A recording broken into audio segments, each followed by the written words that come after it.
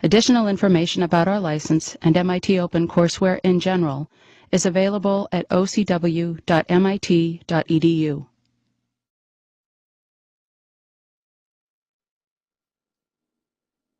I realized I didn't ask anybody to introduce me tonight.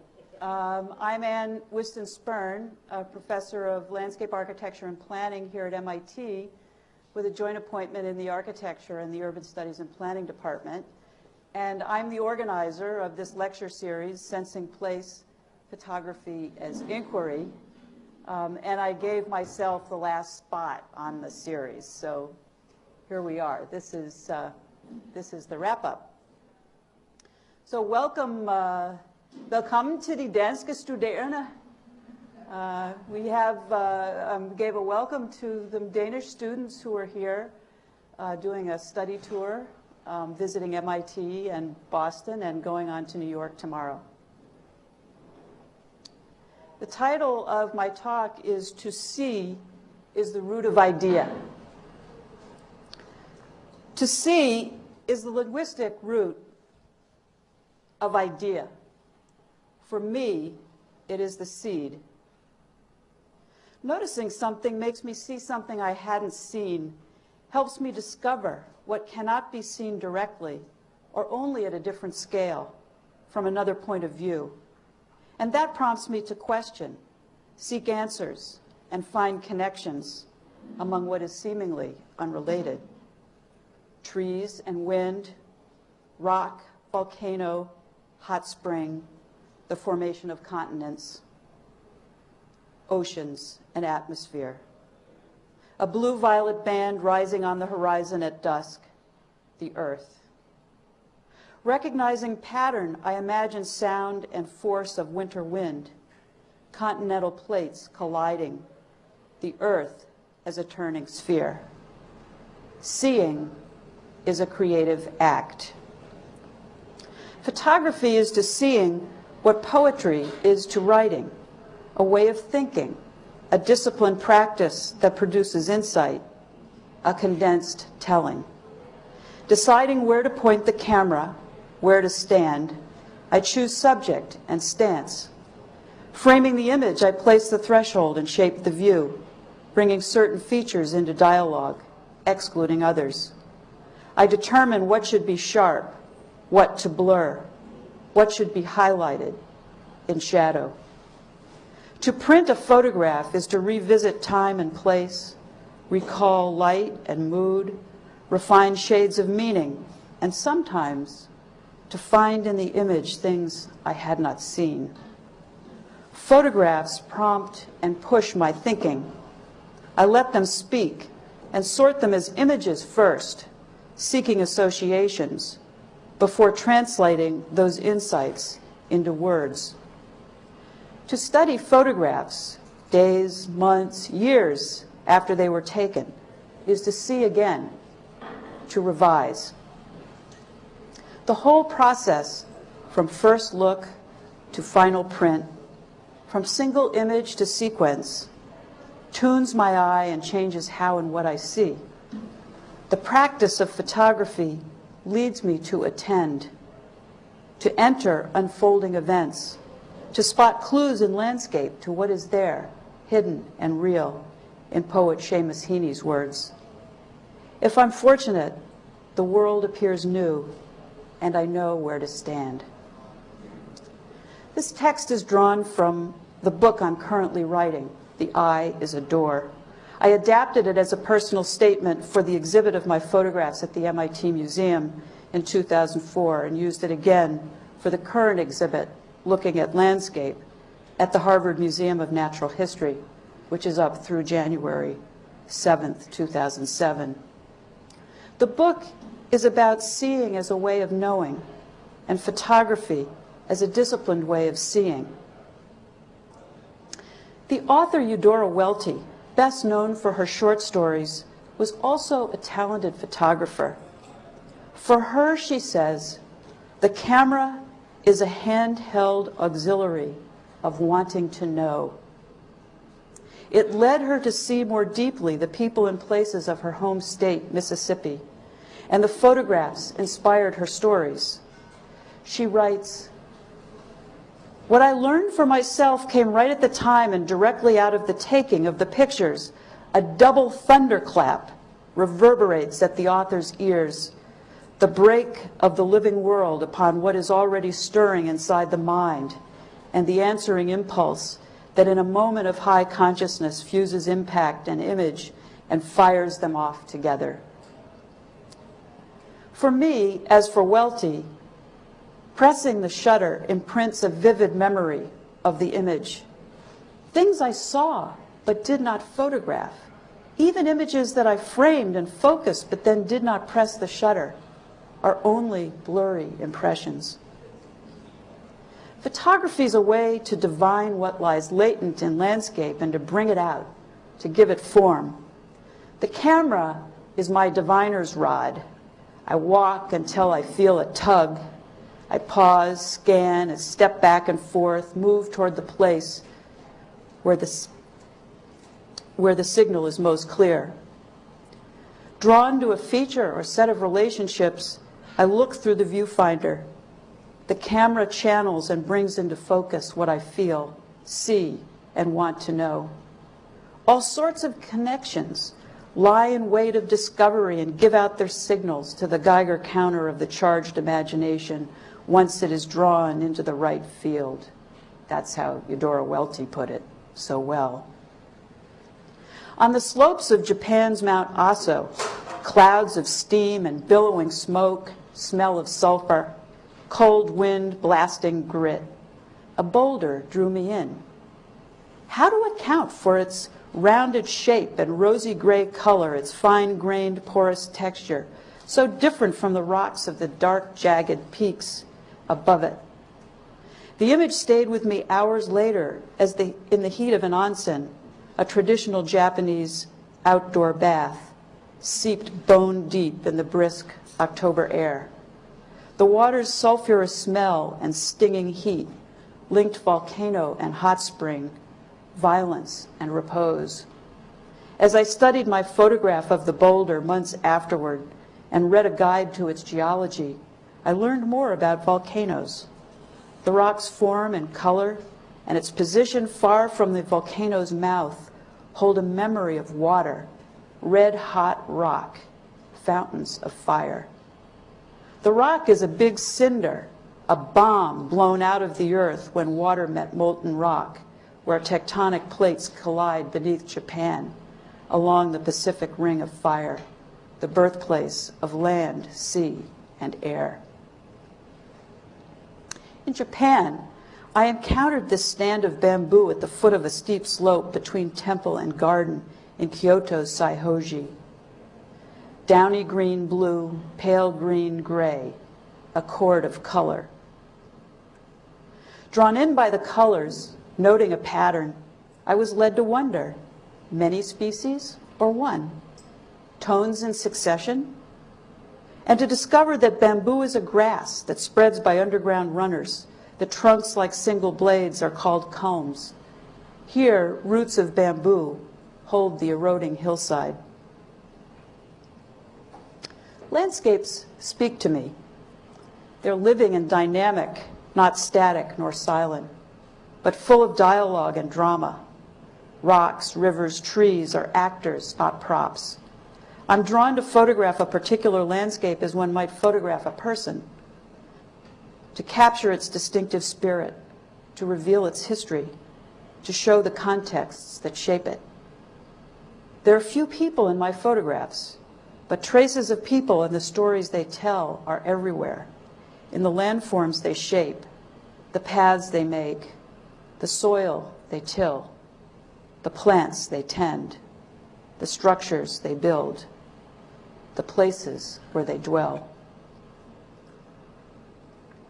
I experience landscape most intensively when I photograph.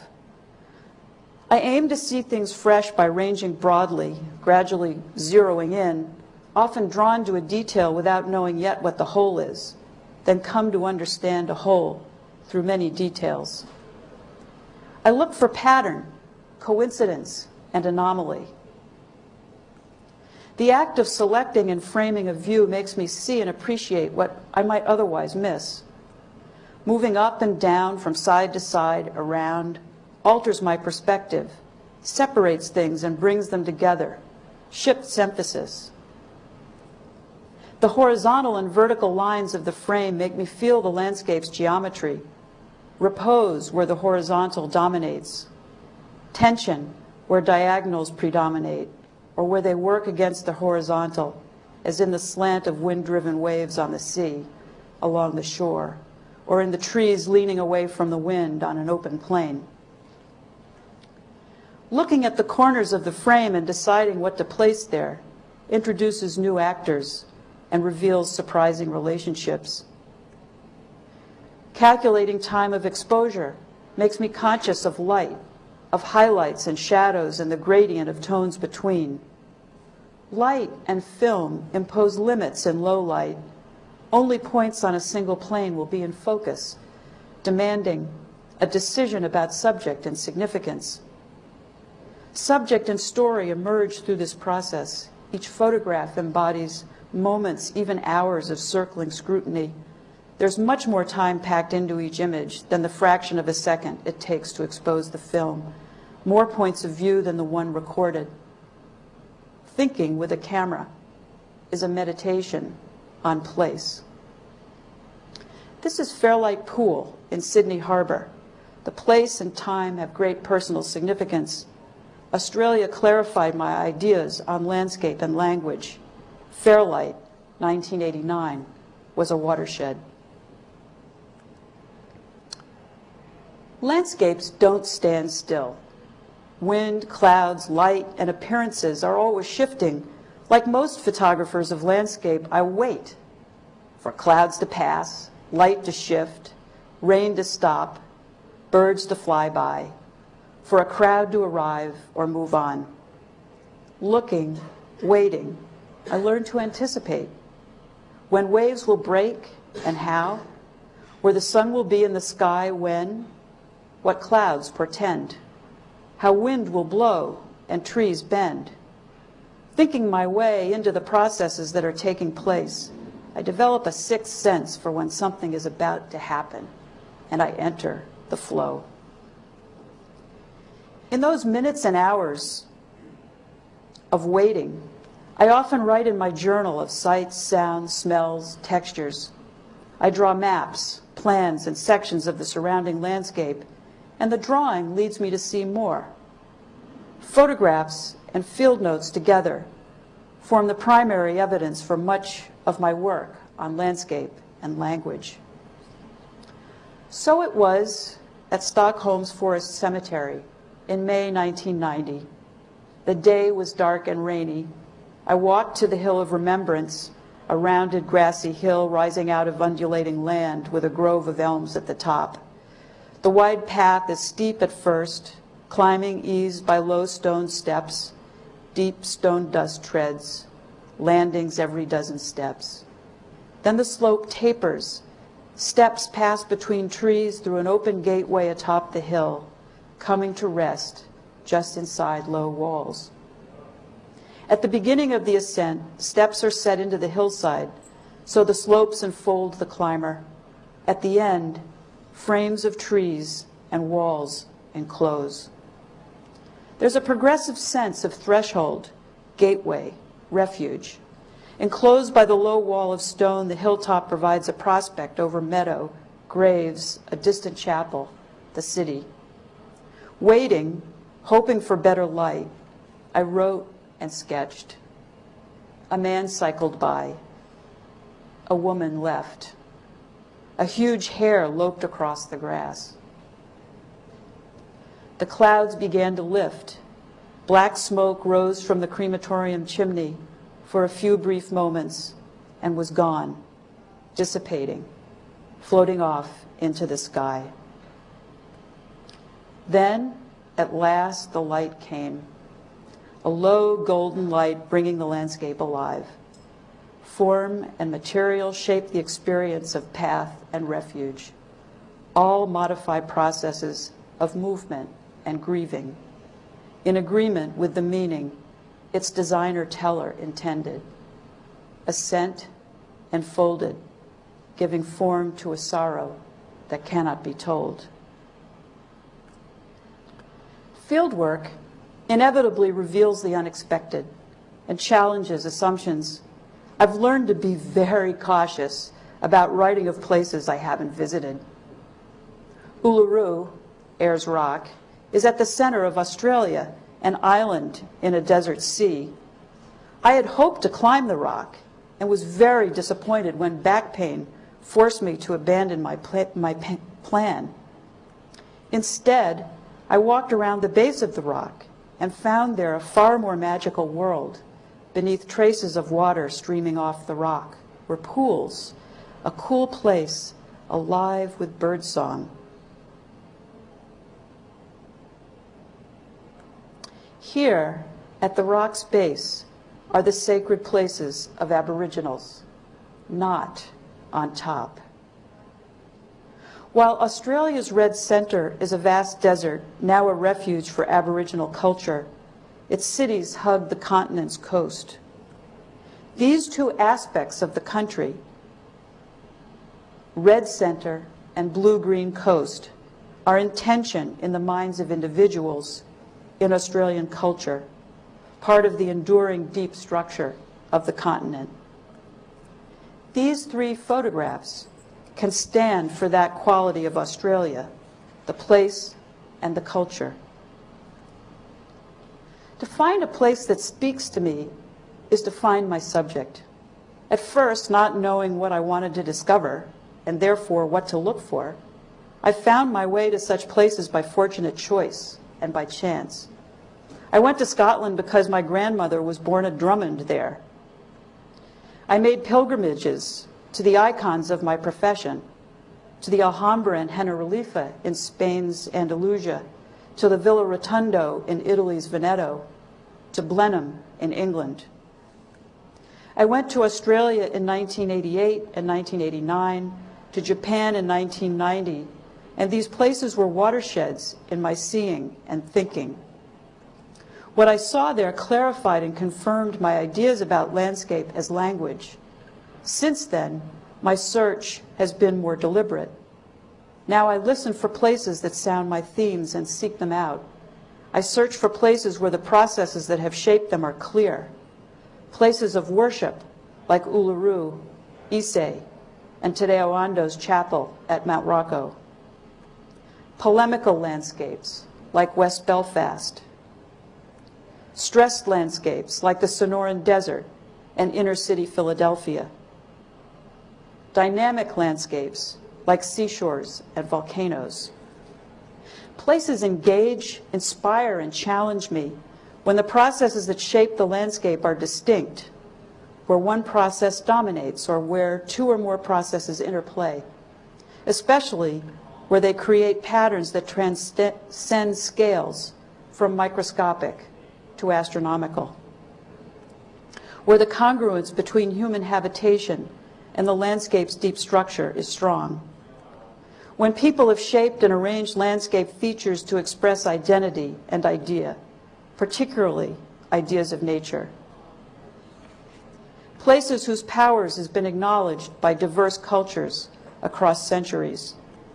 Places where I can sense how processes shape not the local landscape alone, but the earth and the universe, like the Earth's shadow and the Pacific Ring of Fire. In a foreign place, I notice the strange and the alien, seek to connect them, then look for broader associations, like the undulating moss that seems to flow around the base of a tree and over its roots. Gradually, as I photograph, I sense the kinship between the paradox of the moss, fluid and still, and the religion of the Zen monks who cultivate the garden and meditate there. Later, I will see the image as a metaphor for the Japanese landscape, prone to earthquakes that liquefy lowland soils and send slopes sliding, tensions between the culture's embrace of accelerating change and the value it places on continuity. Japanese gardens, particularly the temple garden, invite me to divine such associations. The designers compose them as metaphor, like the haiku that were conceived there. visual thinking is my primary mode of thought. Putting one word after another, one thought after another in path-like fashion is not the way I think naturally.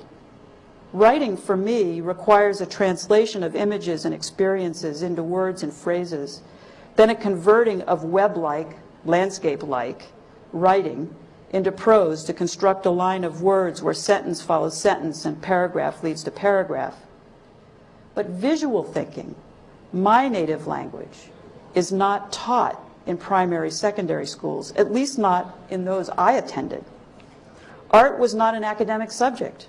It was taught as illustration and self-expression, not as a disciplined mode of reasoning like mathematics or verbal language. I recall only one encounter with visual logic in junior high school. It was in a battery of tests taken by all 8th graders to assess our own particular aptitudes and to match them to potential careers. Among the usual verbal and mathematical tests was a test without numbers or words. We were to identify which of several diagrams was the logical next step following a given sequence of 3. I don't remember my scores on those tests, but I'll never forget the conclusion, which came in a form letter, that I was best suited to be an engineer, an architect, or an automobile mechanic. All 3 prospects were unappealing to me at the time, remote from my own interests in language and art. It was not until graduate school in landscape architecture that I was instructed in visual language. Not until then did I even know such a language existed.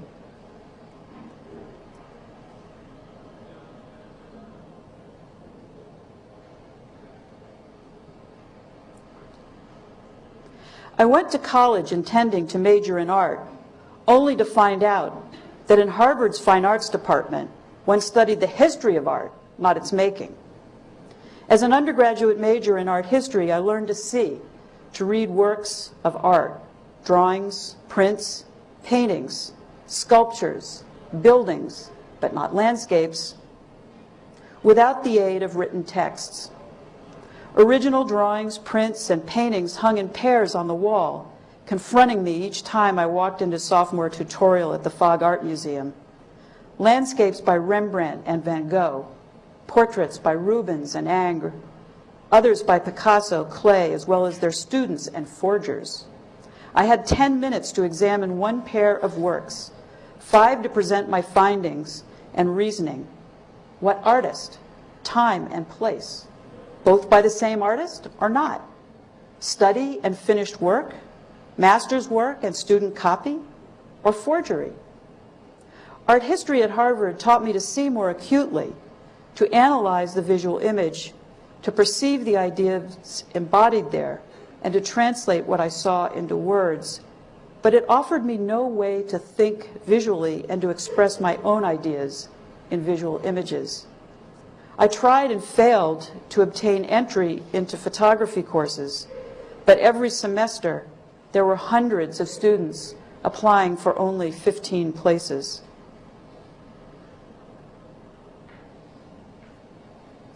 Graduate school in landscape architecture at the University of Pennsylvania was a watershed. Landscapes were required texts, visual images the principal medium of recording observations, of reasoning and expression. This was my first encounter with drawing as visual thinking, as a bridge from the landscape as it is to what it might become.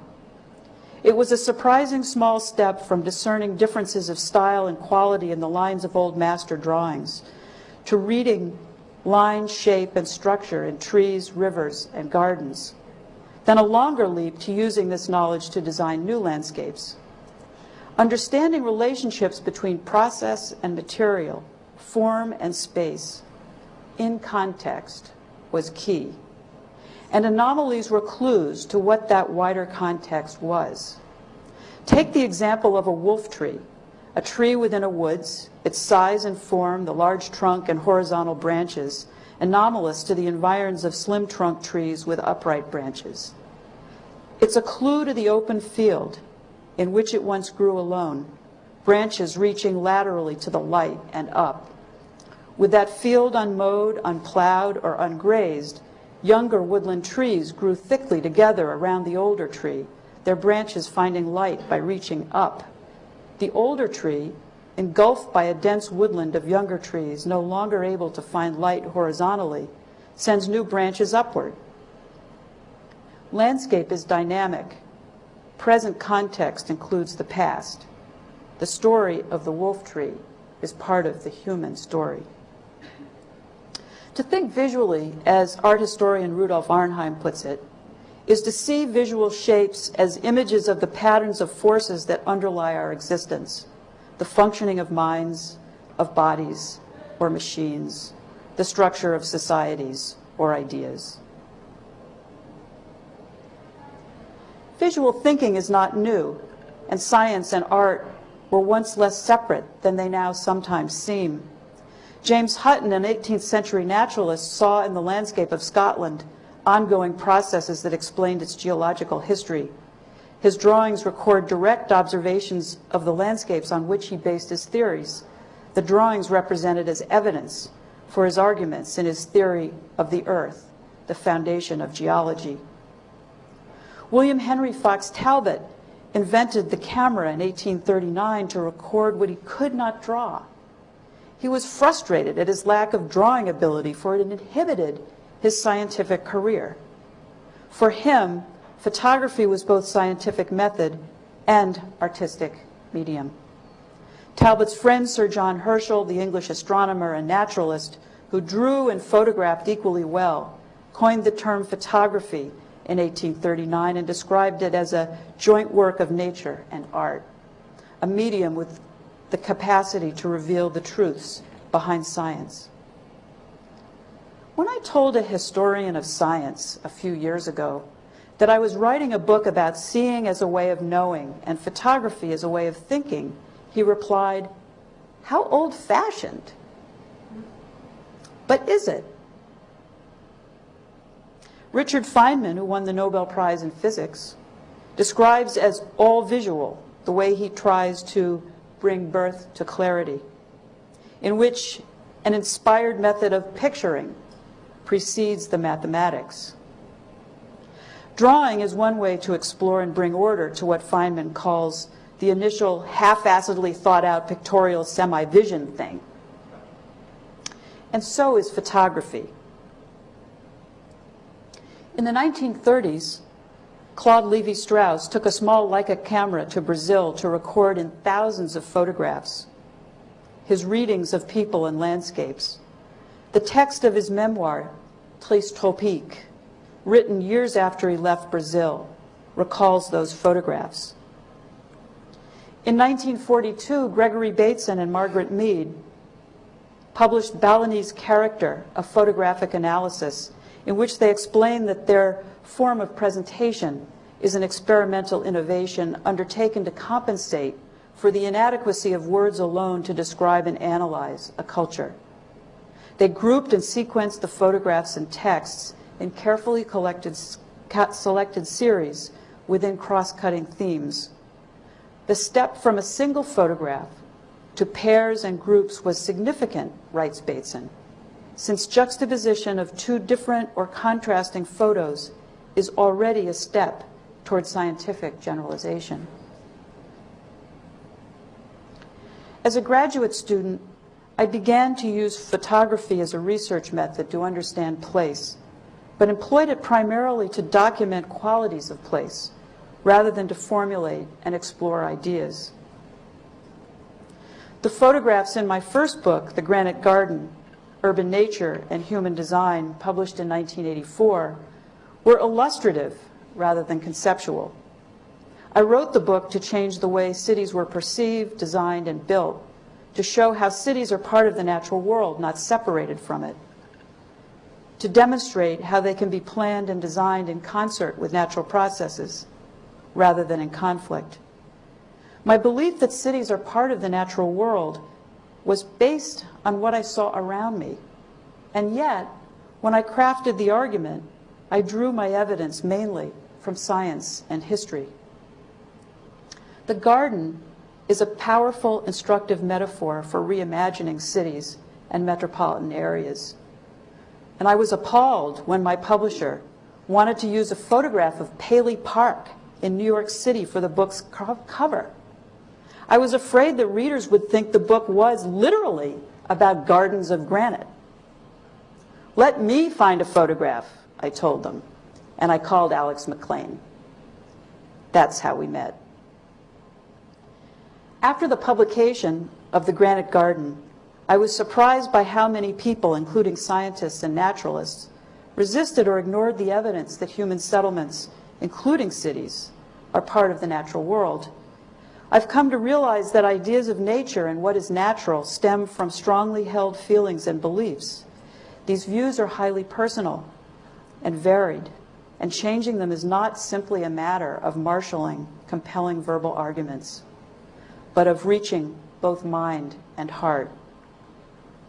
Photography and design are powerful aids for helping people to feel as well as reflect upon the place of humans in nature. But many designers did not see the potential at first. Where's the art?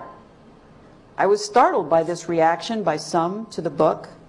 If the book was about sustaining health, safety, and welfare, was it therefore not about aesthetics?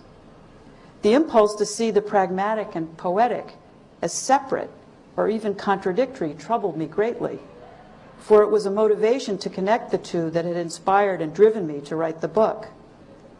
Human survival depends upon adapting ourselves and our landscapes, cities, buildings, gardens, roadways, rivers, fields, forests, in new life-sustaining ways, shaping contexts that reflect the interconnections of air, earth, water, life, and culture, that help us feel and understand these connections, landscapes that are functional, sustainable, meaningful, and artful.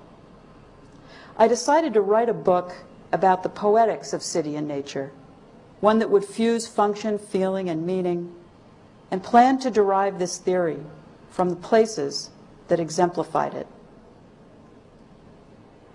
How to begin to define such an approach?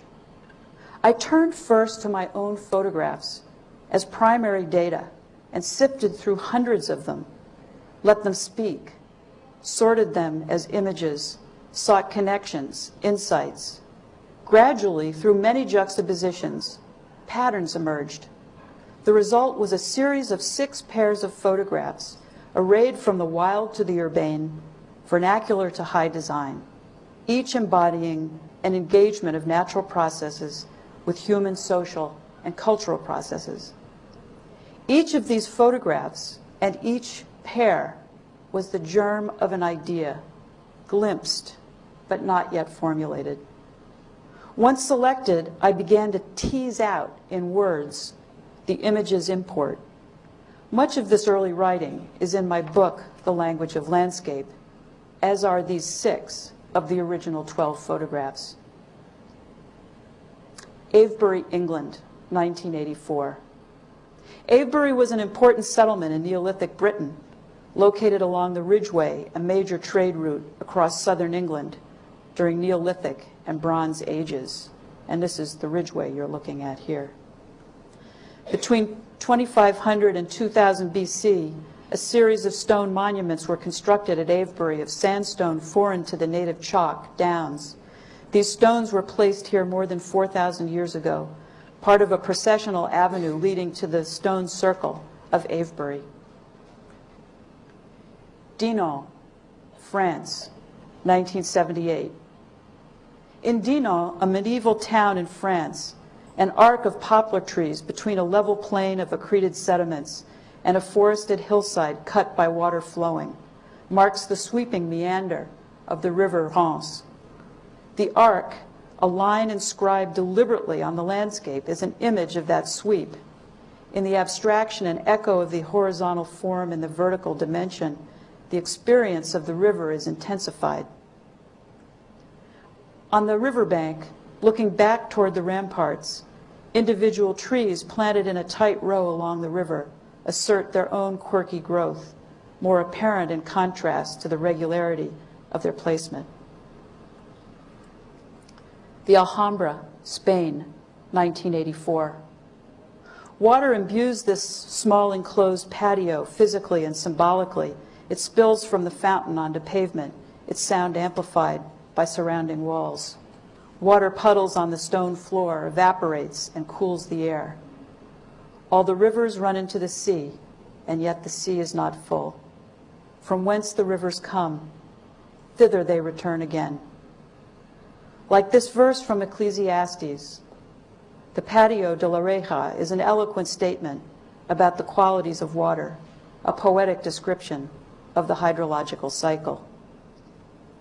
Small river-worn pebbles, each embodying the action of water over time, are set in packed earth that permits water to seep beneath them to irrigate the roots of the cedar trees planted at each corner of the courtyard.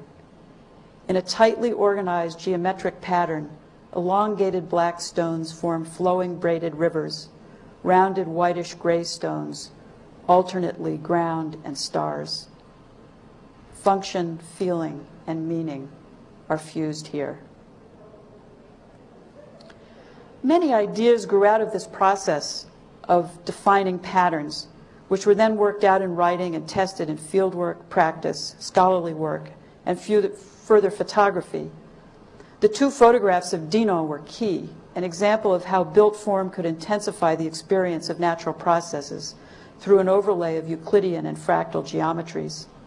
So too were the images of Avebury and the Alhambra, and this photograph of a weir in Bath, England. My drawings and written notes describe only what I observed at the time, but my photographs contain things I failed to see and permit me to see new things many years later. Seen together, they enable me to compare the same place at different times or two places that are distant from one another. As I wrote from these images, I saw new things in the images of others, like Paul Klee's paintings, Tree Nursery, and Highways and Byways, and heard new things in other authors' words, like T.S. Eliot's Four Quartets and John Dewey's In Art as Experience.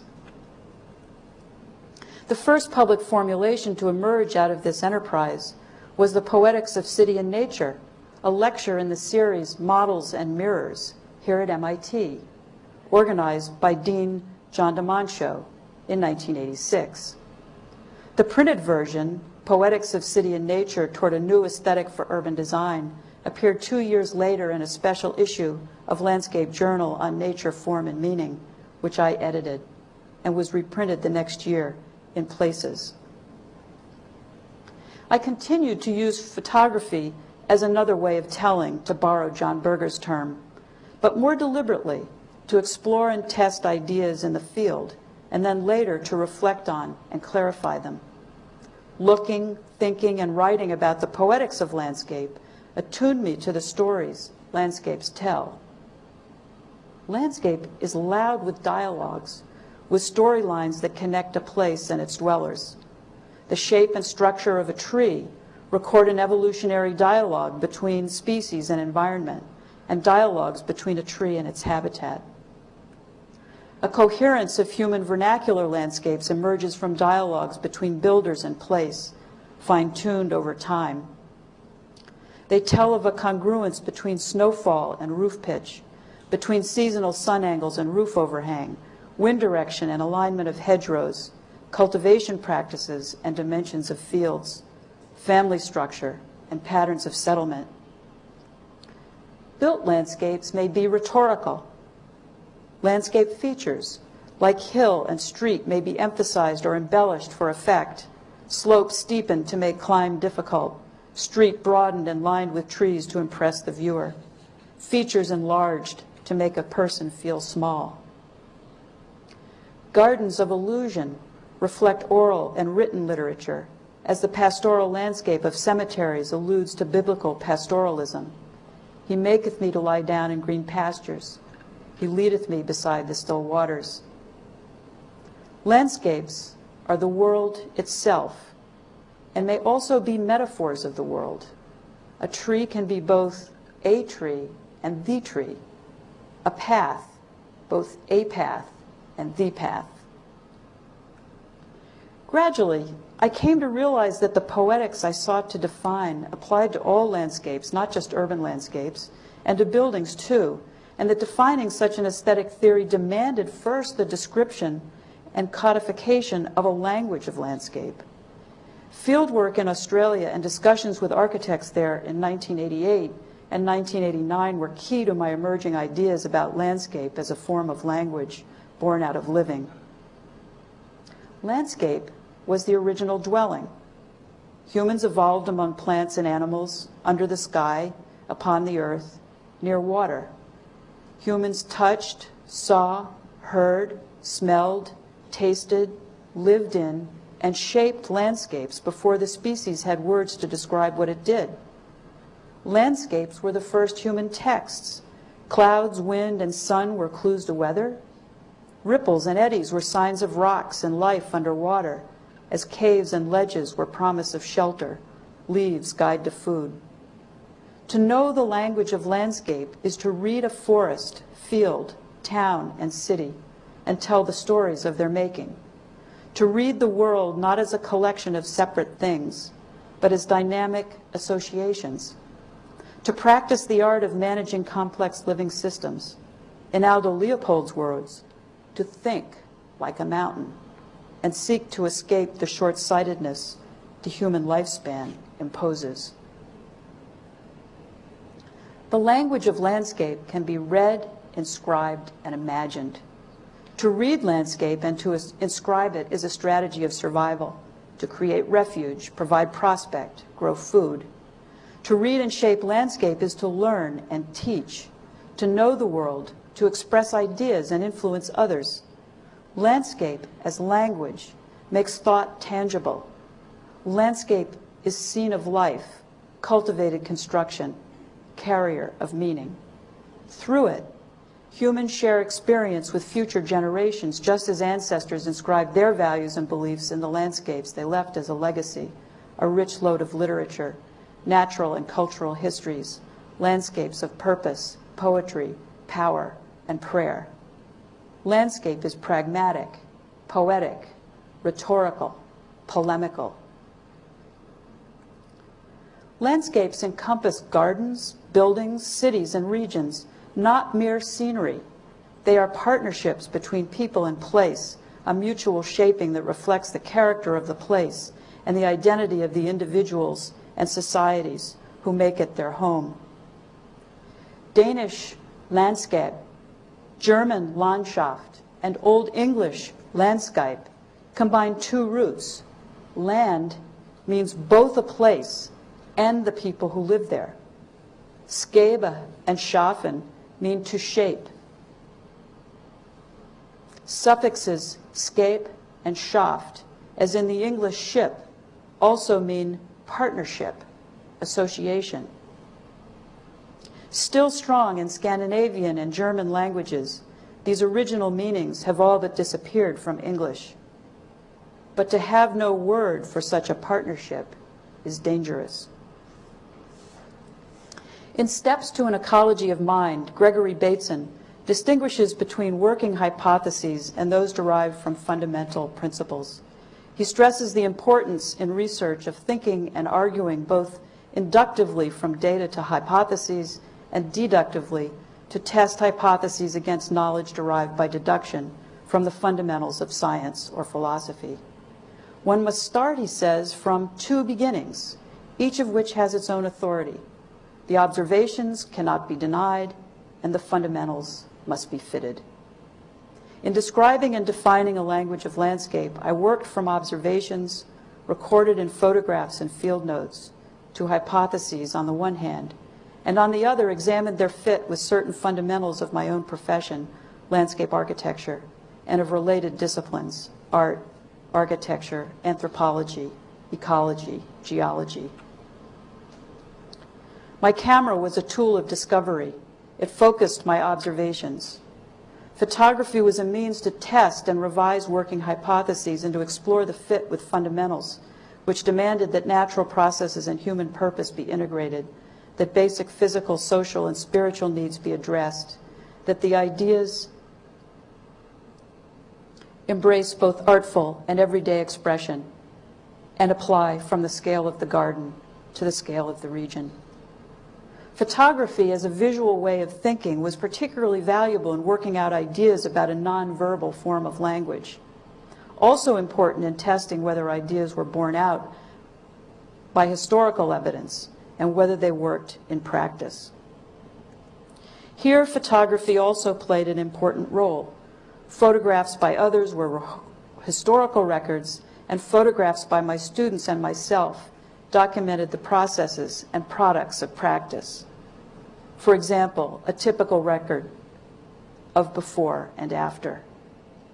From 1987 on, the West Philadelphia Landscape Project and classes associated with it at the University of Pennsylvania were places to test ideas through practice.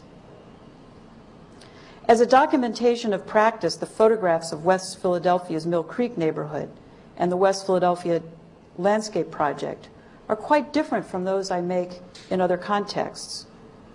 Hundreds of snapshots document a different form of research and mode of engagement. Like my other photographs, they are a source for reflection and writing. I make them primarily for my own use. Unlike Camilo Vergara and Martin Krieger, I'm not creating an archive for others to use.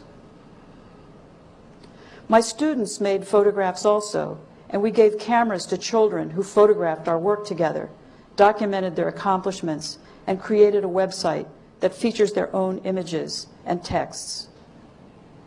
Wendy Ewald's description of her work with children and photography made me regret a missed opportunity and recalled how one year a group of my students enlisted the children they were teaching to help them with their research on the neighborhood. My students gave 3 children disposable cameras and a journal and asked them to take notes. The children brought back amazing images: an improvised basketball court, the sky. In their notebooks, recorded observations at different times of day, what they heard, saw, smelled. While the photographs stand on their own, the notes amplify what the children saw. Picture this: a room full of children of diverse ages, reading, writing, doing homework. A safe house, the photographer told us. Image and explanation gave new meaning to the signs, safe house, that I had noticed in the front windows of certain houses. A photographer's field notes are revealing. This is certainly true of Dorothea Lange, whose daybooks, as she called them, reflect her preoccupations not only with people and their stories, but also with buildings as distinctive original American forms, and with the larger forces shaping lives and landscapes. In 1939, Lange and her husband, Paul Taylor, published An American Exodus, a record of human erosion. We use the camera as a tool of research, they wrote in the foreword. Upon a tripod of photographs, captions, and text, we rest themes evolved out of long observations in the field. Later in life, Lange called the camera a great teacher and described how its use opened up for people the possibilities of the visual world. The camera can find its way through a chain of events very marvelously, she said, if you hold on to the thread, if you hold on to that thread. She was referring here to composing a series of photographs that has sentences and paragraphs and builds to a whole. In 1939, Lange began to group her photographs and to write general captions as backstory, using her field notes as source material for the more polished text. With these photographs and the accompanying text, Lange told a story of Iragon, Oregon, the railroad that put the town on the map and linked it to distant markets, and a man and a wife who came there from Idaho in 1919, cleared the land from sagebrush, and raised 10 children here. She made these photographs in Central Oregon on her way from Portland to the Vail-Owyhee Irrigation District in Eastern Oregon, where she had an assignment from the federal government to document the Vail Owyhee irrigation project. Later that same day, Lang also stopped at this one-room school in Baker County. These and other unpublished texts and photographs from 1939 are presented in my forthcoming book, Daring to Look, Photographs and Notes from the Field by Dorothea Lang, published by the University of California Press.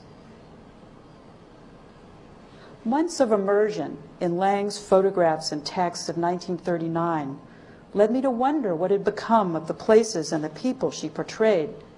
I didn't want to re-photograph what Lang herself had photographed to produce matched pairs of then and now, but I wanted to discover the terrain she traveled through, what she saw, and what she did not see.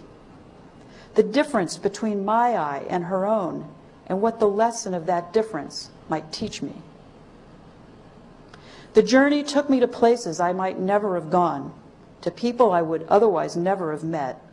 California's San Joaquin Valley in March, the lush farms and woods of the Willamette Valley and Puget Basin in May, back and forth across the Cascade Mountains to the forests of the Idaho Panhandle and the drylands of the Klamath Basin, the Yakima Valley, the Columbia Plateau, and eastern Oregon, where I took this photograph not far from where Lang stopped to photograph the one-room school. Following Lang's tracks, her photographs and texts in hand, I found that much has changed, but much is the same. I saw in 2005 poverty as bad as the poverty Lang had seen in 1939. The struggling small towns Lang had photographed still seemed to be struggling. In Nyssa, Oregon, the sugar company that opened in 1938, the year before Lang photographed it, had just closed the year before I got there. The streets and sidewalks of Nyssa are immaculate. Some of the stores have signs in Spanish. Some are vacant, yet well maintained, like the Hotel Western, where there are curtains behind clean windows, an American flag and patriotic display in the otherwise empty first floor. Across from the vacant hotel, I spotted a sign Lang photographed on the side of the Owyhee Irrigation District Office, a building that was once a bank. I pulled out her photograph and saw Owyhee Irrigation District in big block letters. Beneath is a plea: Nyssa and community depend on your loyalty. Patronize home merchants. And under that are 24 outlines of boxes, each with the name of a local business. Today the sign is faded but legible, and the boxes that once displayed the names of local merchants are blank. The Owyhee Irrigation District office is still here. I stood on the spot where Lang photographed what was then the world's longest siphon, 5 miles long, 8 feet in diameter. My eye followed the line of the siphon that carries piped water across the Malheur River Valley to Dead Ox Flat. I made a photograph that looks much the same as this one from 1939. The farmers with whom Lang spoke in 1939 were struggling, and many of the farms on Dead Ox Flat today look as though their owners still are. In Western Oregon, Lang told the story of a family from New Mexico who settled on 80 acres of uncleared cut-over land in a district called Michigan Hill. They grubbed out 80 acres of stumps, built a house, and planted the fields. All the children worked. Today, where the Arnolds had cleared their stump farm, the woods are at least 30 years old, possibly 40. Many farms had lasted no more than 20 years. There are few farms now. On former stump land cleared for farms, trees have sprung up around barns, old trailers, ramshackle houses and sheds, and vines have grown over piles of old cars and tractors. When the government loaned money to people to resettle on infertile land or on farms too small to support a family, that did not abolish rural poverty. Lang was a gifted author as well as a great photographer. There's hardly anything I've done that couldn't be enhanced and fortified by the right kind of comment, she told an interviewer in the early 1960s. All photographs can be fortified by words. Your viewer, she said, and he is a very mysterious person, You have to keep him in mind always, and you don't know him. My hope would be that he would say to himself, "Oh yes, I know what she meant. I never thought of it, never paid attention to it." Or, "I've seen that 1,000 times, but he wouldn't miss it again." You've told about the familiar, but in calling attention to what it holds, you have added to your viewer's confidence in his own understanding. And the most complimentary thing that anyone could ever say to you is, "I saw something today that you would have liked." Then you know you've reached him. My photographs are aids to my own imagination, but I hope they may be so for others, too. One doesn't need to know all that is there to see, but some background enables a deeper, more complex reading. I gave this photograph the title, "Fields of Force, Lines of Power," hoping that would provide a clue to darker stories beneath the attractive surface. The long stone wall is an artifact of the Highland clearances, the eviction of people to make way for wool-producing sheep. After the Acts of Prescription in 1746, Gaelic language and Highland dress were forbidden, and violators punished by being shipped to His English Majesty's plantations beyond the seas, to Ireland, North America, Australia. Scottish chiefs forced their clansmen off the land to make way for large-scale sheep farming, for deer parks, to raise capital, as Donald Cameron did here in Glenloy. And look at those furrows beyond the distant fence and the green dots that line them, seedlings of the future forest. This photograph captured a moment in 1978. In 2006, this particular view is no more. Instead of a hillside meadow of heather, we would be looking at a forest of green fir. But how to launch the eye without shutting down potential readings is a challenge. The dilemma is that too much text can limit the viewer's response. The dialogue between photographs and their captions can serve both author and reader. 2 years ago, to accompany Knowing Where to Stand, my exhibit at the MIT Museum, I composed a complimentary exhibit on a website with essays of images and words. It can be reached from my homepage at MIT. A few years earlier, I had also begun to write captions in haiku because the form seemed kindred to the photographs, and because haiku captions are suggestive, not definitive. They're clues to what is there. I hope they provide a foothold, open up the photographs, and welcome the reader's associations. Earth shadow rising, blue into rose, tide turning. October twilight. Leaves flame in dark ash, volcanic dust fanned by wind. Cinder, ring of fire.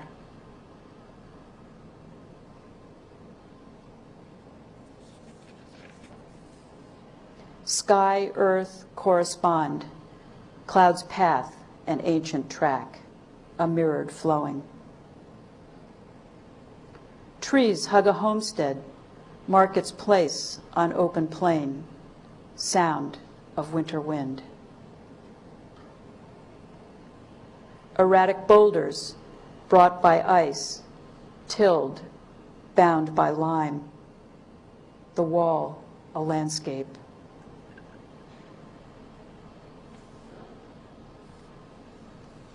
Colors tell calm's age, siblings sprung from common roots, grove of grass, bamboo.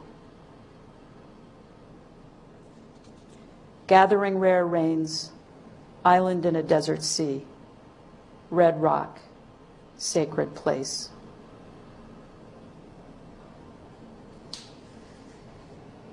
Ascent enfolded, giving form to a sorrow that cannot be told.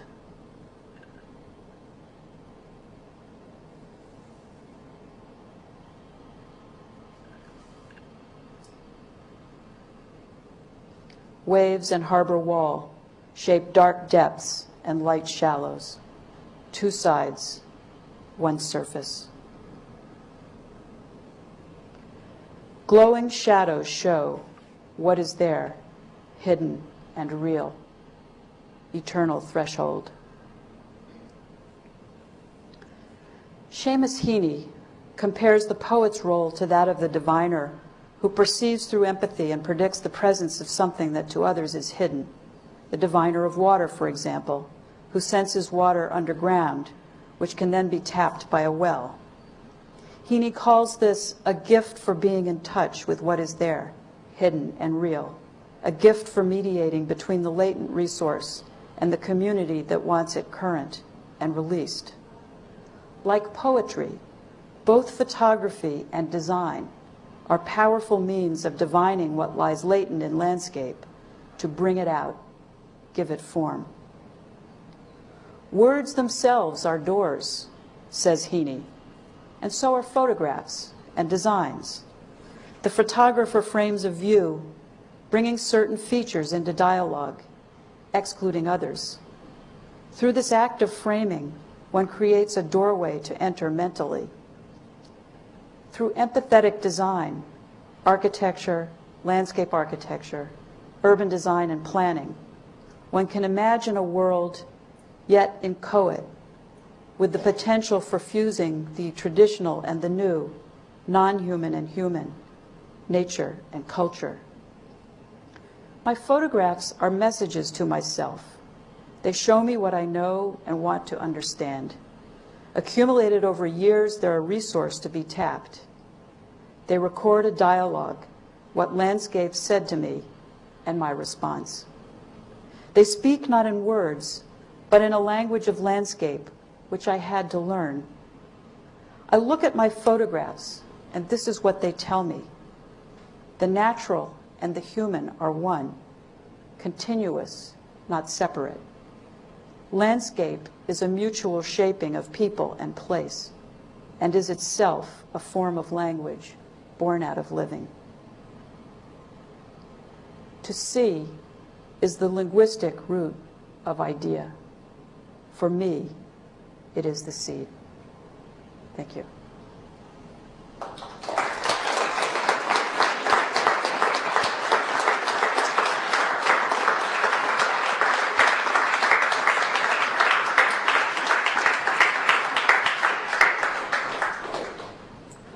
First of all, I want to thank Anne for this really wonderful series. I think I've been to almost all but one, and it's just, for me, been really terrific to see this kind of academic look at the photograph. And this is a great, I think, ending to think about photography as a way of thinking.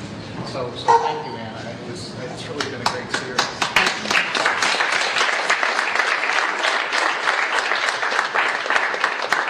Well, as you can see, it was a labor of love. It was a labor of love. Yeah, the photographs are labors of love. I think I had a couple of comments I was going to make, but actually I'm not going to make them. I'm going to say something else. To me, the overwhelming sense about your photographs are that they are really beautiful. I mean, they are just, for me, an incredible expression of what beauty actually means out there. And I was having a conversation with Dish Samuel the other day about having these joint studios, you know, in China and here. We talked about it, what it means, and how can that work? People have different languages, they come from different cultures, yet we always seem to produce something that's really terrific. And I think it comes from the fact that the visual world and beauty transcends culture. We can talk and appreciate across culture what beauty is all about, and that is, as Anne actually said in different words, its own language. There is a visual language that is out there that people can share, and it's very clear when you go to China, we don't need any special training to understand the Chinese notion of beauty. It's there for us to see. And we can share that in our design. We can try to strive for it. And I think that, as you say, is kind of the root of visual thinking. We do share this language across cultures, and I think anyone looking at these photographs would find them beautiful. So the one thing I'd like to thank you for beyond that is raising that subject here in the Department of Urban Studies and Planning. In particular, and I guess in architecture, we don't talk much about beauty these days in cities, and we always have to have a social and a financial and a this and a that and everything. But beauty is something that allows our places to transcend themselves and to communicate outward to other people, other places, other cultures who may be there and experience them. And of course, photography can allow us to carry that across anywhere. And I think beauty, in a sense, needs to take its place among some of the other values that we have for cities in our conversations and thinking about them. So thank you for raising the topic. Thanks. I hope that it's a beauty that encompasses things that might be very complex and sometimes at first glance ugly, if you know what I mean.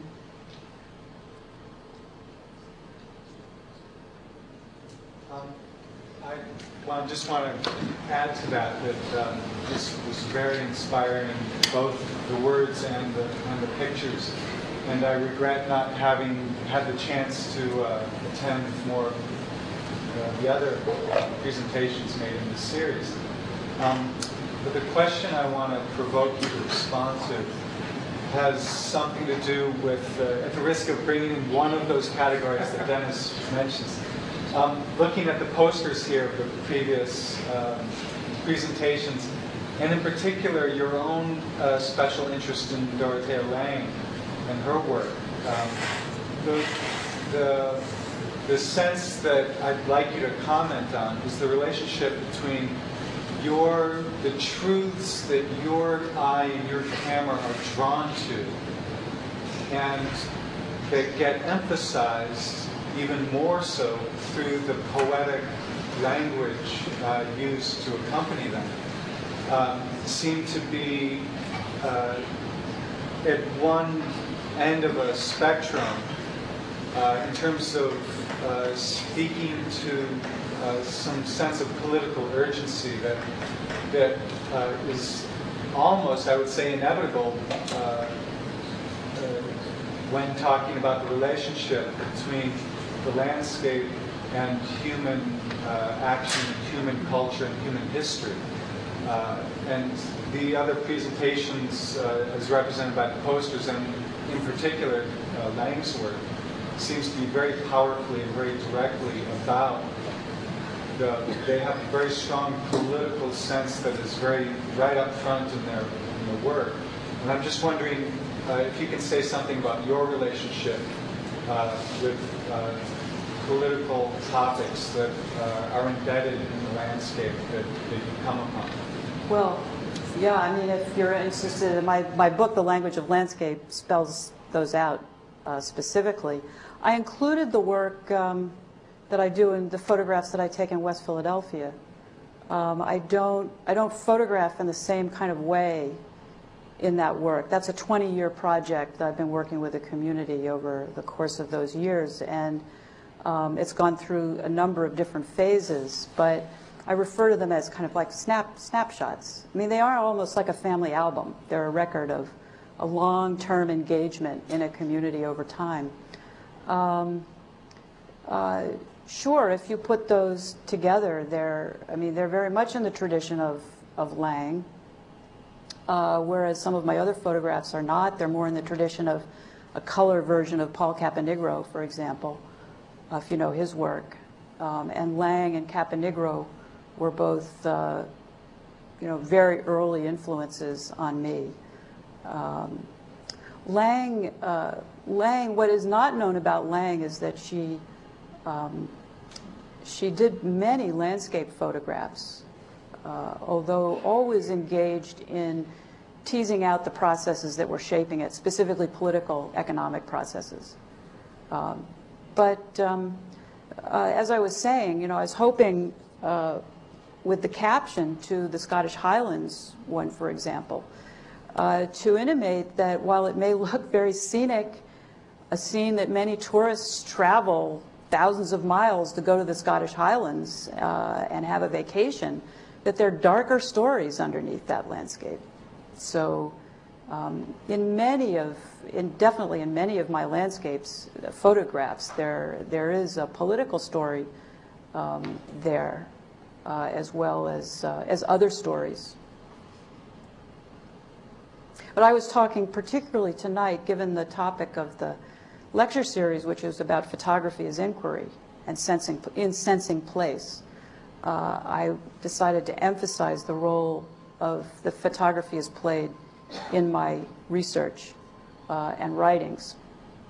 And for a long time, it was invisible, except to my students and people who came to my public lectures, because I wasn't able to print my photographs until about 8 years ago, when the technology in desktop inkjet printing and Photoshop and all of that came together within the past 8 years in a major, major leap. So that then led me to be able to exhibit my work as well as just show it to my students in the classroom. But the photographs have always been a very important part of not just self-expression and self-exploration, but also very definitely a form of inquiry. And I hope that's came through tonight. That was the message I really wanted to come through. Because people often think architects, and a lot of architects and landscape architects and who draw think of photography as something that's not a thinking medium, that it's, you know, you just go click.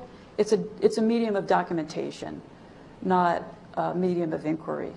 Whereas drawing is recognized as being very deliberate and a logical way of thinking visually. But I would say that those people who just go click, click, click are being lazy with their camera, you know, and aren't really using it as the tool that it can be. It can be just as important a tool for visual thinking as the pen or the pencil. Aside from the project where you're retracing Lang's steps, why did you decide to go to some of the places where you went? What was some of the background? That was literally it. I was writing the book. I mean, I wrote an introductory essay and an epilogue to the book of Lang's photographs and texts from 1939. Except for Lang's, all the other photos. Why did you decide to go to Japan and to... Oh, okay. Well, I through being asked to lecture there or being invited. So I go where the opportunity presents itself. And when I get invited, I will often choose to go somewhere to accept a particular invitation because I know that I've always wanted to see Issei or Saihoji or, you know, whatever, and Uluru. So, and when I go to a place, I usually try to build in, on business, I try to build in at least a day, 2 days for photography. So, and then I'll ask my host, so what are the interesting places I should see? And it's best if I give the lecture first, because then people will come up and say, oh, I know a place you have to go. And that's the best, because then people are saying, okay. You know, it's like what Lang was saying. When someone tells you, I saw something you would have liked, that's the best compliment. Well, that's what people do. They'll come up and say, I know a place you've got to go. So I say, okay, how do I get there? And they either take me or I rent a car and go there or find some way to go there. And I'm always on the lookout for certain kinds of places like I described. Now I'm much more deliberate, but I literally meant what I said when I said it first.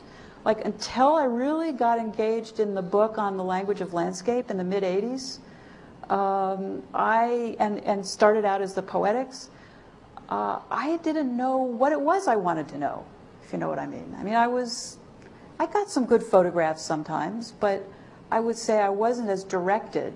My eye wasn't as deliberate. So I didn't know really what my subject was.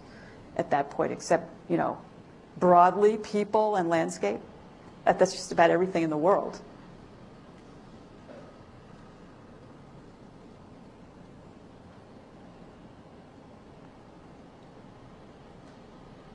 Yeah, Dennis. I'll just use this opportunity right now. I don't know, you might comment on this. Maybe one of my kind of touchstones on photography and thinking about it as a tool of visual thinking, which is really what you're about, is Susan Sontag's essay on photography. Are you familiar with that? I mean, to me, just personally, I have no idea what people think about it. She makes some really amazing statements, which I have always carried with me and helped me to, I think, understand some of the things we're saying. The first thing she argues is exactly what you said, that photography is a work of nature and art. She says it slightly differently.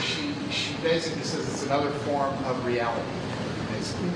That the photographs are objects, they're things we can carry around, I mean, or at least when we used to print them, you know.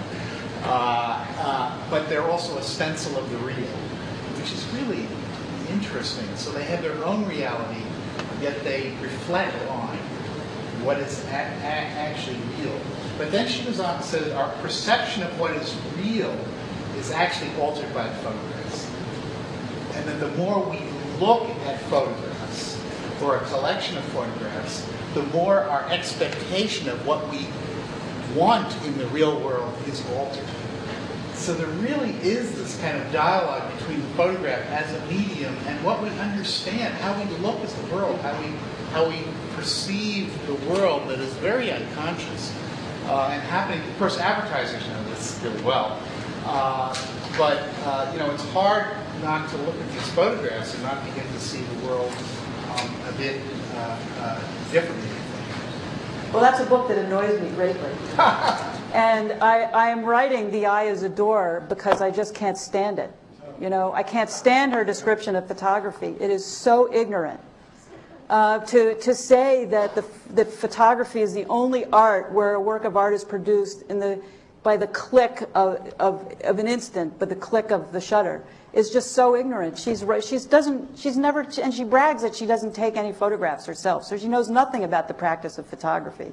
I think that she criticizes photographers and skewers them in some pretty, you know, well-timed digs, and well taken. But so I'm a real fan of John Berger, About Looking, Another Way of Telling. Ways of Seeing was his, you know, first very slim book, but I think About Looking, Sense of Sight, Another Way of Telling are just great books, and there's so much deeper understanding about photography than Sontag. When Berger decided he wanted to write about photography, he found a photographer to teach him how to use a camera. And so that's how Jean Moore and John Berger's, they're co-authors of Another Way of Telling, that's how their partnership started, is that John Moore is a photographer and was showing, you know, Berger how to photograph. And so, you know, when you read Berger, you at least have some understanding of what, you know, what it's about.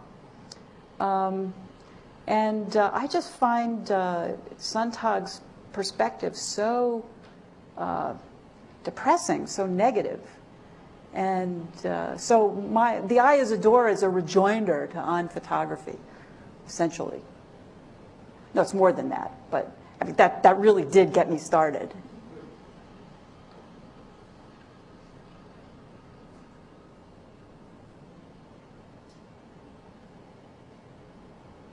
You've all been silenced? Well, Alex, you don't have a question? Well, I can ask you, what do you think about this idea of, it seems to me a lot of photographs were just instinctually taken and framed, as opposed to really very deliberate and processed.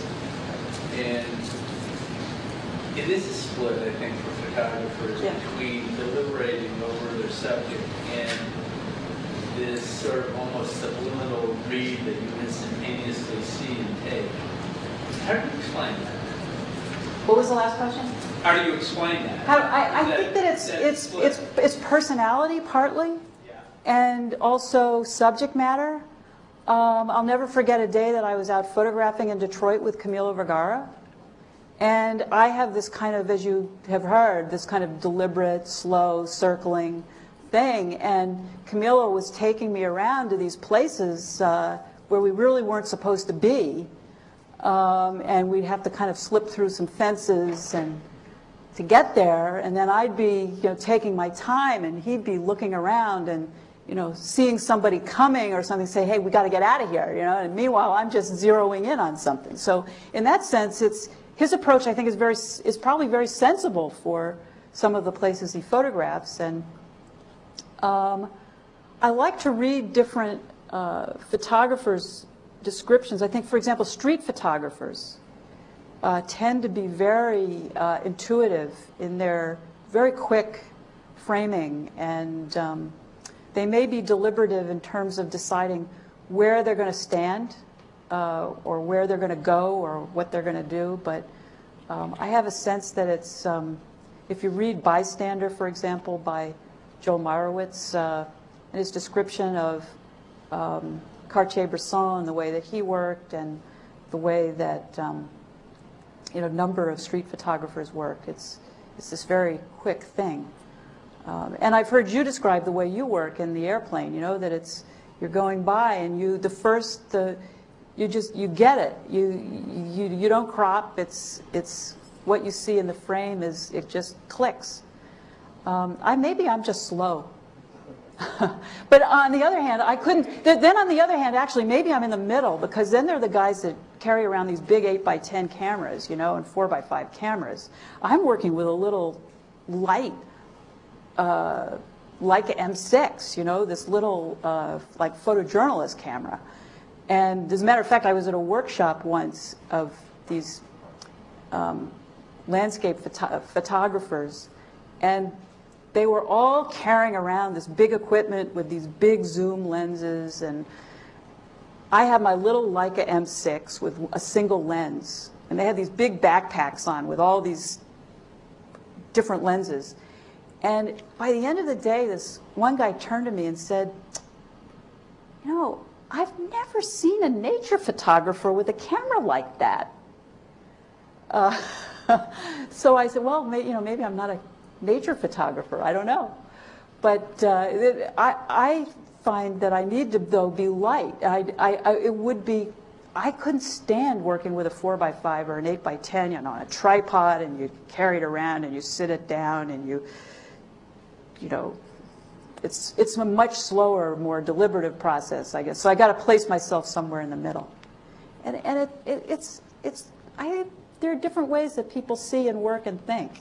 And some people like to move around a lot, and some people, just stand there and consider and think, where am I going to go?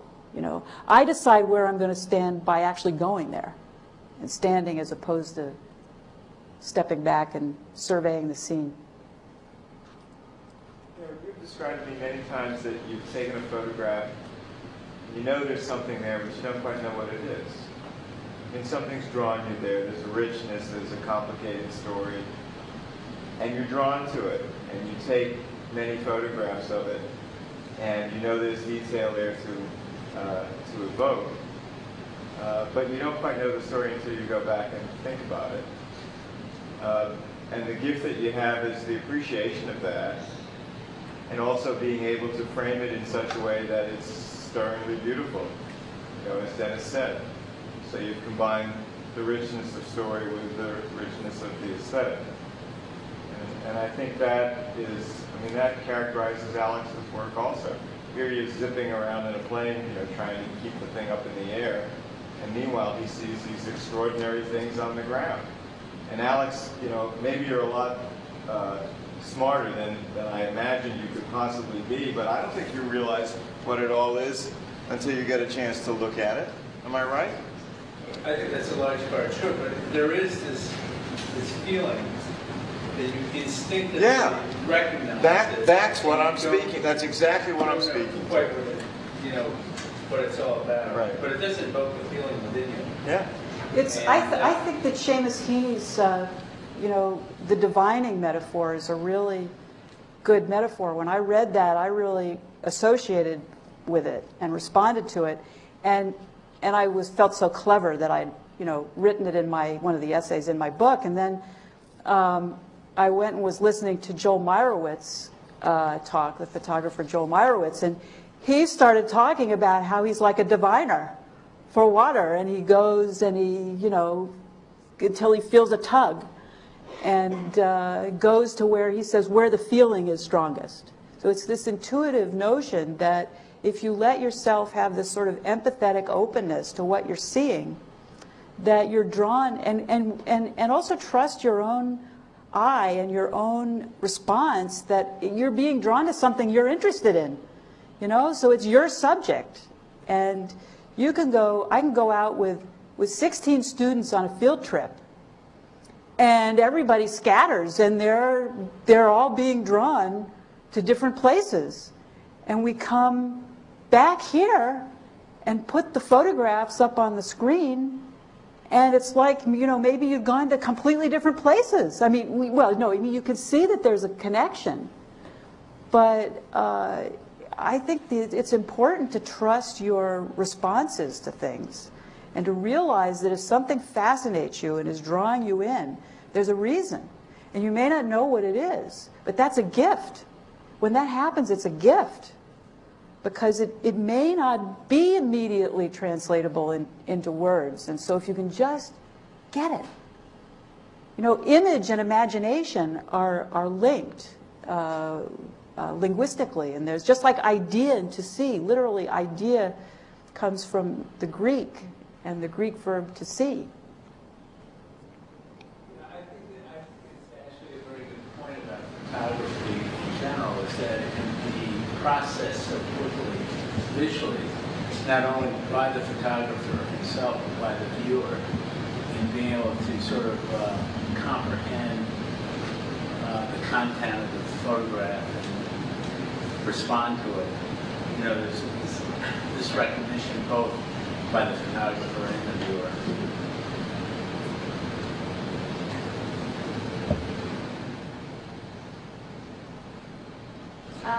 You said that you're waiting for the moment to come, and that your ability to read nature is probably what makes your picture so perfect, because you wait for the exact moment when the wave and the clouds and everything is in a way that makes a beautiful picture. But do you ever get these moments also within the cities, or like street photographers, or is it too fast maybe? Well, I get that feeling when, like, the photographs I took of the kids, those were taken in a situation where things are happening. It's like the street. You got a classroom of 36 eighth graders, hormones raging. You've got 12 or 14 college students in there with them, and it's all a room that's smaller than this room, and it's like, lots of stuff going on. And so that's like street photography. I would say those photographs of mine are really like street photography. You just got to grab the shot. But landscape photography, it is similar and yet different, because I guess it is similar in a way, because I do wait when I'm photographing the kids. I kind of see that something's going on, so that anticipation is there too. I'm not photographing all the time. I'm kind of just watching the flow of things, and then you see, looks like something interesting is developing over there, and so you just kind of go and you figure out the right place to stand for a while and wait and see if, just gets there. Whereas it is similar in, I suppose, in except I don't want to tell them stop. It's often in a low light situation, so I'm using flash you know, inside the classroom, unless we're outside doing something. But I think that most landscape photographers do spend a lot of time waiting. Paul Caponigro was looking through my photographs once and turning the pages and looking at, and he looked at me and he said, "You wait a lot." So I took it as a compliment, but I figured, you know, here's from someone who waits a lot to someone else who waits a lot. You know, because it's only someone who waits a lot that can recognize that you wait a lot. Yeah. This question about speed and pace and, you know, fast street photographer or someone in the middle like you or someone who has numbering equipment, do you think that the rate of hits of a great shot is more or less perhaps the same? I mean, you mentioned Bresson. Bresson photographed the Indian film movement, extremely volatile situations, very fast. But he also has only 7 photographs of, I think, Matisse. I think, I'm not sure, but he had the opportunity and I think he could click only 7. And maybe 5 out of those 7 are great. And then you could struggle with saying he did 50. You know, the rate of hits, is that you sense that the moment? I don't know. I mean, Cartier-Bresson's a great photographer. Right. I mean, what an eye. And was very acrobatic. Also, if you read the descriptions of how he photographed, he used his whole body. I remember, you know, 30, I don't know how many years ago, years and years ago, I looked at Ansel Adams, Dorothea Lange, and Cartier-Bresson. This was maybe like a very long time ago. And I was trying to emulate them without understanding that they were like totally different photographers. And that they had chosen their camera to suit themselves and who they were and their subject and the way they worked. So Cartier-Bresson works with a 35 millimeter. Ansel Adams works with this, you know, big 8x10 that he carries around, and he's got a station wagon. He had a station wagon with this thing built on top so he could carry around all of his equipment or backpack it up into the Yosemites. And Lange needed the mobility around people. She worked with both the 4x5 and with the Rolleiflex, the 2¼ by 2¼ So it's really, I think, just like some novelists are very prolific and others only write a few, but they're wonderful. I think it's very personal, and I don't think you can say that somebody's great because they do fewer or more or whatever. It's, you know, I mean, for me, just as a consumer as a reader of photographs, as a lover of photographs, I'm just grateful for the great photographs, however many somebody produces.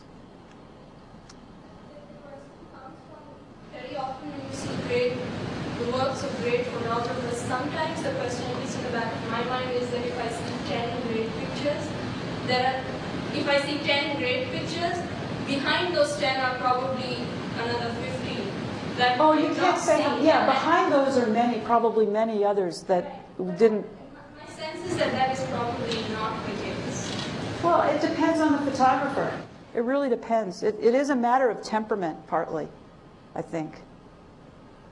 I literally feel that I need to click the shutter in order to, you know, kind of mark my movements.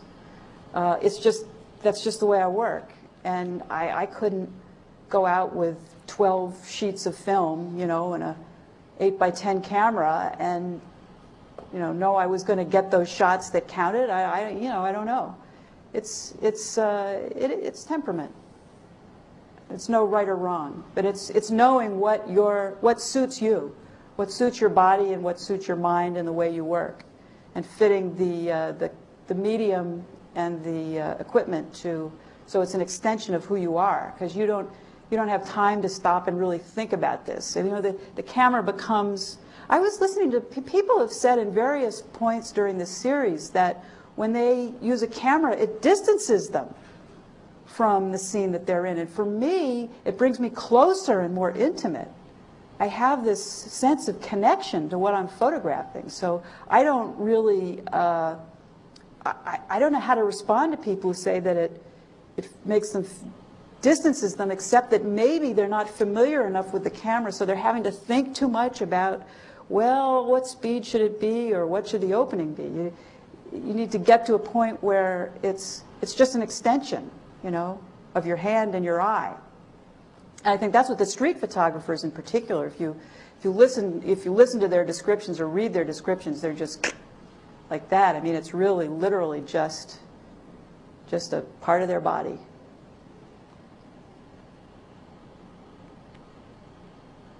But it's wonderful. One of the wonderful things about looking through books of photography is there are so many different eyes out there. And it's the thing I love about teaching photography, using photography in the classroom, is that, which I just said, that, you know, you go on a field trip with students and everyone brings back just 6 images to share, but those 6 images are so startlingly different visions. And it's a diversity that we need, and we need so that difference in temperament, difference in interest, and what people bring back, then it can be shared. So it's just like if we didn't have those photographs, we wouldn't know what those people who had taken those photographs saw. And as Lang said, she learned so much from all of those other photographers who saw things she never saw before and contributed it to her so that she could then see. I think I'll end with that, because that was part of the whole point of the lecture series, was to bring some very different perspectives, related yet different perspectives, on using photography to sense place and to use it as a form of inquiry. Thank you for coming.